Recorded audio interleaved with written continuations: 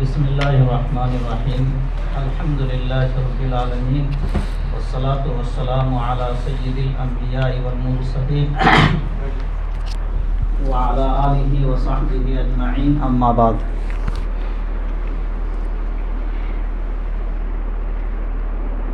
آخر درس میں حضرت والا حضرت دامت برکاتہم نے جو باتیں ارشاد فرمائی ہیں وہ ساری باتیں صحیح بات یہ ہے کہ اب اس کے بعد کچھ بھی بات کہنے کے لائق نہیں رہی کہ اب ہم کوئی بات اس میں اضافہ کر سکیں، اور آخر دن میں جو ہماری گفتگو ہوئی تھی طلباء کے سامنے، اس میں نے جو چھوٹی چھوٹی 2-3 باتیں عرض کر دی تھیں اسی کا اعادہ اور بھی کر دیتا ہوں۔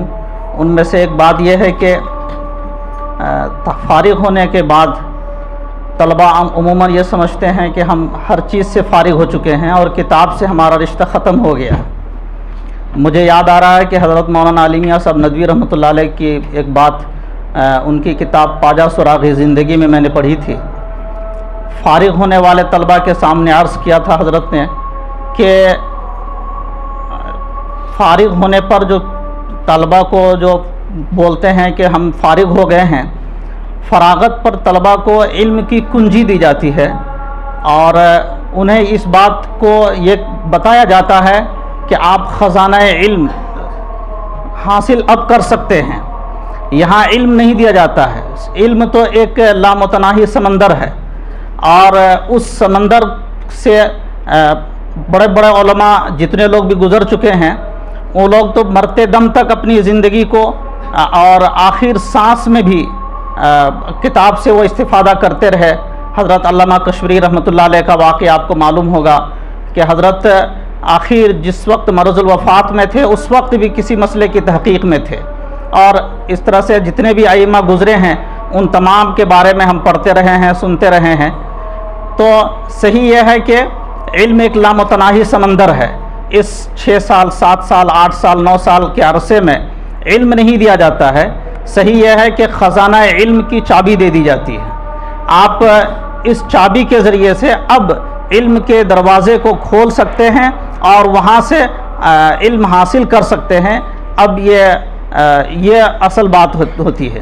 تو ہم آپ سے یہی بات عرض کریں گے کہ اب جو کچھ یہاں سے فارغ ہو کر جا رہے ہیں، ایسا نہیں ہے کہ آپ اس کا رشتہ کتاب سے اور علم سے ختم ہو گیا ہے۔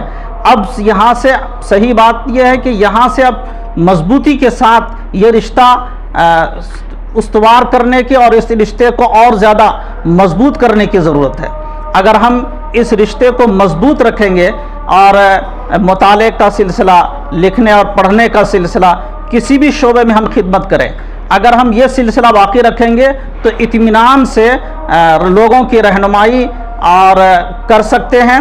اور اگر ہم یہ رشتہ چھوڑ دیں گے اور مطالعے کا اور پڑھنے پڑھانے کا سلسلہ روک دیں گے اور کتاب سے استفادہ کرنے کا سلسلہ اگر ہمارا رک جائے گا تو خود اپنے اندر بھی جو ہے ہم آہستہ آہستہ کمی محسوس کرتے رہیں گے، اور ایسا محسوس ہوگا کہ ایک وقت ہوگا کہ ہم بجھ جائیں گے، ہم کسی میدان میں کام کے لائق نہیں رہیں گے۔ ہمارا کام اسی وقت آگے بڑھے گا جب ہم مطالعہ زیادہ کرتے رہیں۔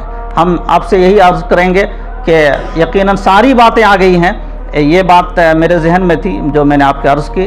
اللہ تعالی ہمیں بھی اور آپ کو بھی اس پر عمل کی توفیق عطا فرمائے۔ حضرت والا نے بھی جو فرمایا، حضرت مولانا صغیر صاحب دامت برکاتہم نے جو فرمایا، ان سب باتوں پر بھی ہم عمل کی توفیق عطا فرمائے۔ آمین وآخر دعوانا الحمدللہ۔